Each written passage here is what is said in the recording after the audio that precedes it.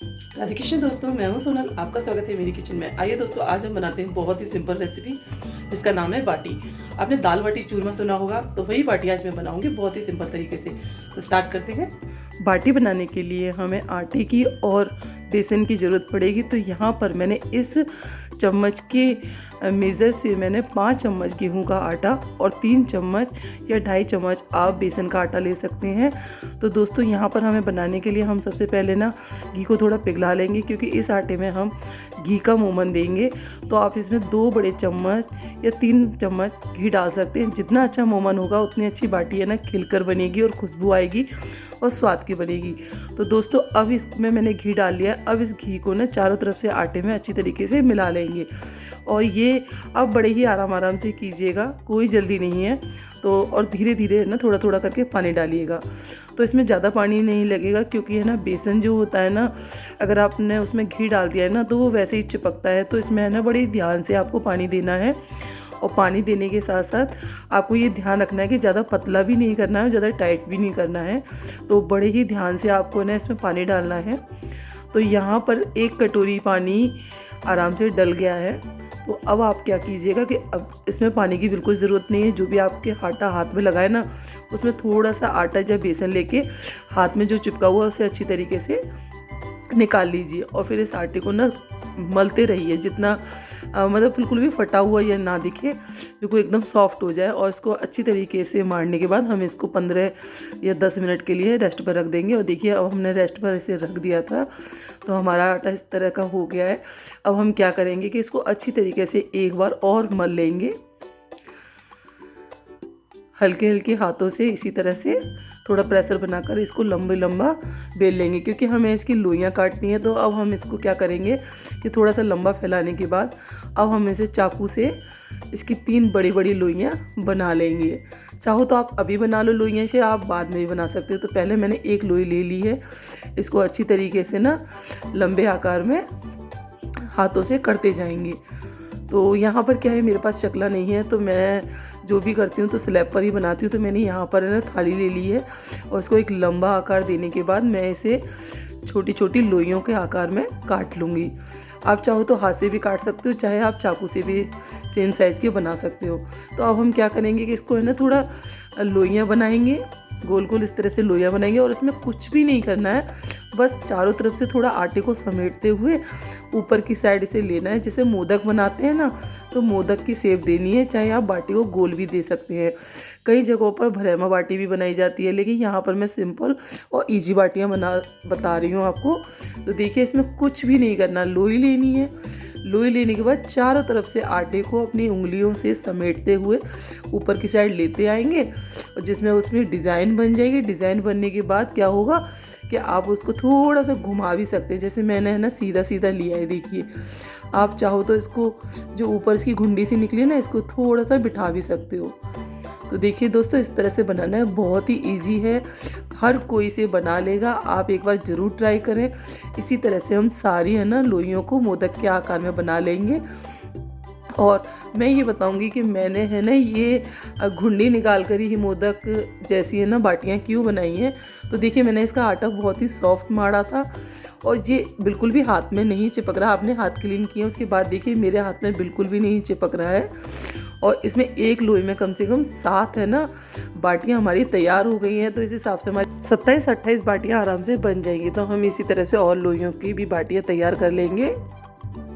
दूसरी लोई लिए उसी को इसी आकार में लंबा करने के बाद इसे भी काट लेंगे और इसी तरह से हम बाटियों को तैयार कर लेंगे। तो दोस्तों देखिए, अगर आपकी कोई छोटी या बड़ी बाटी भी बन गई है तो उसमें भी कोई दिक्कत नहीं है। आप चाहो तो उसमें आटा थोड़ा सा लगा के उसको उसी शेप में बना सकते हैं। छोटी बन गई है तो कोई दिक्कत नहीं है, छोटी बाटियाँ आपके बच्चों के काम आ जाएंगी। तो यहाँ पर मेरा बाबू भी मेरी हेल्प कर रहा है आटे में, उसको आटे से खेलना बहुत अच्छा लगता है। तो चलिए हम इसी तरह से और बाटियों को भी तैयार कर लेंगे। देखिए, अब मेरी लोई ये बड़ी थी ना, तो मैंने इसमें से थोड़ा आटा निकाल के दूसरी लोई में एडजस्ट कर दिया। तो इसी तरह से पहले आप लोइयों को निकाल लें और फिर आराम से लोइयों को इसी गोल गोल बनाकर इसी आकार में आप बाटियों को तैयार कर लीजिए। इसमें कोई भी दिक्कत नहीं है, बड़े आराम से आप बाटी बना सकते हैं। आपका जब मन करे तब बाटी बना सकते हैं। और ये बाटियाँ इतनी अच्छी होती हैं कि इसके अंदर अगर थोड़ा सा भी आप घी भर देंगे ना तो ये रूखी भी खाई जा सकती हैं। इन्हीं बाटियों से ना आप चूरमा भी बना सकते हैं। और ये बाटियाँ बच्चों के लिए भी बहुत हेल्दी होती हैं क्योंकि इसमें घी, आटा और बेसन तीनों चीज़ होती हैं, तो ये बच्चों के लिए भी बहुत ही फ़ायदेमंद है। और ये लास्ट की मेरी लुई रह गई है। अब कम से कम 14 मेरी बाटियाँ बन गई हैं। अब मैं लेती हूँ यहाँ पर तंदूर जिसमें हम नान बनाते हैं। तो यहाँ पर मैं बिल्कुल ही ड्राई है ना बाटी बनाऊँगी। कुछ जगहों पर इन बाटियों को देसी घी में तला जाता है, गोल्डन फ्राई किया जाता है, लेकिन यहाँ पर मैं बिल्कुल ही ड्राई है ना बाटी बता रही हूँ क्योंकि है ना ओवन में सेक कर आप बिल्कुल ऑयली बाटी वाला स्वाद पा सकते हैं।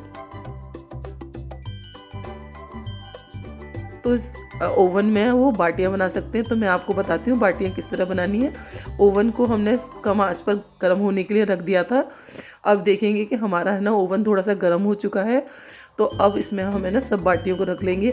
बाटियों को रखने से पहले आप थोड़ा सा घी लेकर या हल्के हाथों से ना इस जाली पर आप घी भी लगा सकते हैं, लेकिन मैंने उसका भी इस्तेमाल नहीं किया है। मैंने बिल्कुल ही ड्राई बाटी बनाई है।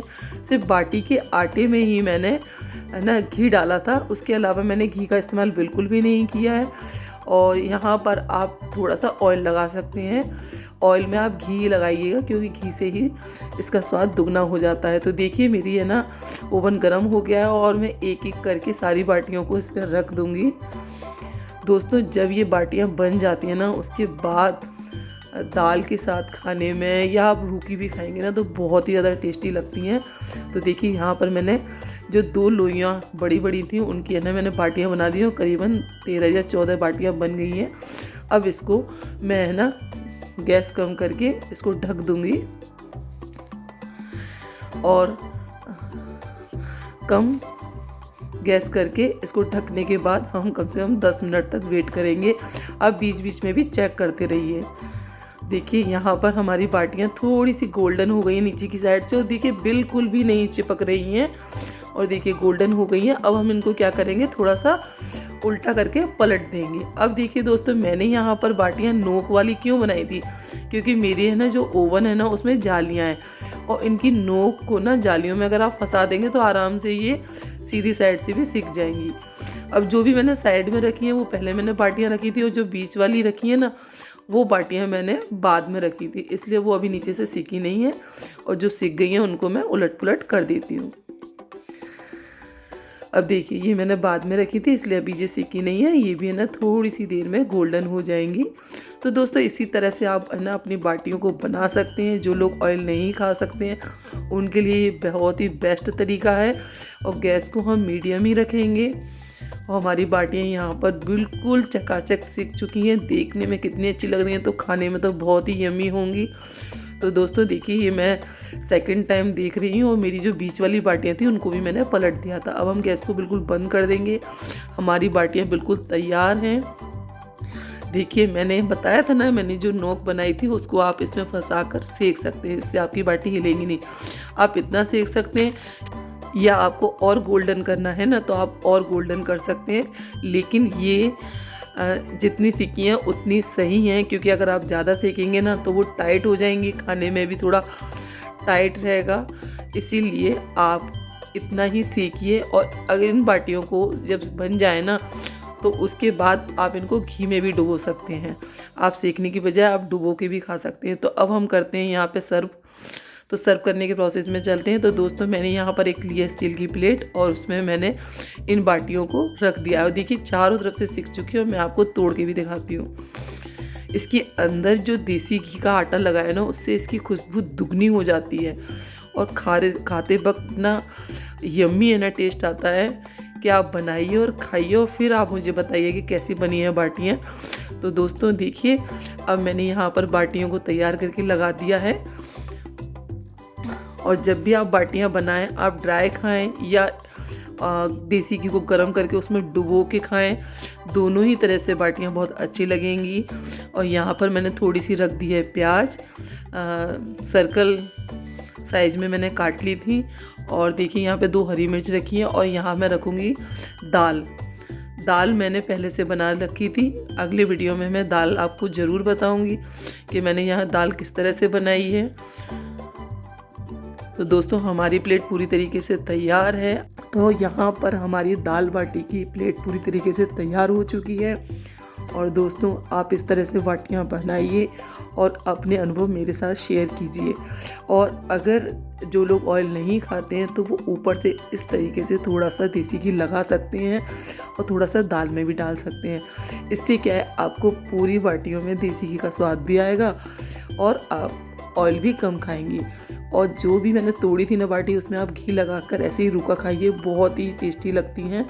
तो दोस्तों, अगर आपको मेरा ये वीडियो अच्छा लगा है ना, तो प्लीज़ वीडियो के नीचे लाइक ज़रूर कीजिए और मेरे चैनल को सब्सक्राइब करना ना भूलें।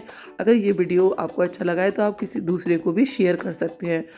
अगर आपके यहाँ ये बाटियाँ अगर थोड़ी सी बच जाती है ना, तो अगर दाल नहीं बची है तो आप क्या कीजिएगा कि सारी बाटियों को तोड़ लीजिए। तोड़ने के तुरंत बाद इनको है ना एक जार में डालिए। जार में डालने के बाद आप उसमें थोड़ा सा चीनी और थोड़ा सा है ना इलायची पाउडर डालिए और आप बाटियों का चूरमा तैयार कर सकते हैं। और थोड़े घी के साथ इनके लड्डू बना लीजिए। तो दोस्तों, यही होती है दाल बाटी चूरमा। तो यहाँ पर मैंने आपको बाटी की रेसिपी बताई थी। अगर आपको मेरी बाटी अच्छी लगी है तो कमेंट करके ज़रूर बताएं। Thank you.